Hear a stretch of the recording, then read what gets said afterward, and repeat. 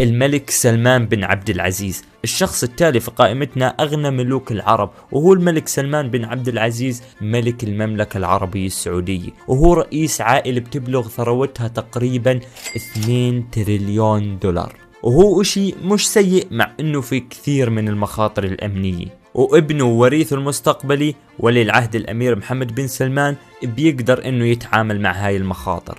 بيتمتع الملك سلمان بن عبد العزيز بثروة تقدر ب20 مليار دولار، وبيملك هو عائلته مجموعة كبيرة من العقارات في جميع أنحاء العالم، ومنها واحدة من أغلى الفيلات في العالم، وهي فيلة شاتو لويس 14، واللي كلفت العائلة مبلغ 300 مليون دولار تقريبا. ومع هيك الملك سلمان بقيم في قصر أكثر فخامة، واللي هو القصر الملكي في الرياض، واللي هو حرفيا تحفة معمارية فريدة ولا يقدر بثمن، مع انه في بعض الخبراء بقدر تكلفة البناء والعمالة لبناء هيك مجمع ملكي بمبلغ لا يقل عن 500 مليون دولار. وهذا المجمع الملكي بيقع على مساحة 4.9 مليون قدم مربع، وحرفيا في مستشفى خاص وكثير من المساجد وسينما ملكية وكثير من الوسائل الراحة.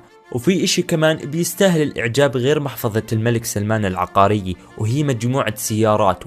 فالملك سلمان بيمتلك أكثر من 7000 سيارة من أغلى وأفخم السيارات في العالم، مثل مرسيدس بنز SL 600 واللي قيمتها 4.8 مليون دولار، وبوغاتي فيرون اللي قيمتها 3.4 مليون دولار، ورولز رويز فانتوم 7 واللي قيمتها 2.5 مليون دولار. وبجانب سياراته بيمتلك الملك سلمان كثير من الطائرات الخاصة الفاخرة اللي بتبلغ قيمتها أكثر من 2 مليار دولار. بس هو شخصيا بفضل السفر الخارجي في طائرته بوينغ 747 اللي بتكلف لحالها أكثر من 500 مليون دولار، وبتتميز الطائرة من الداخل باللون الذهبي بشكل رئيسي، وفي الطيارة حتى غرفة عرش. ولما ينزل الملك سلمان من طائرته بيستخدم سلم ذهبي مصنوع بشكل مخصوص إله.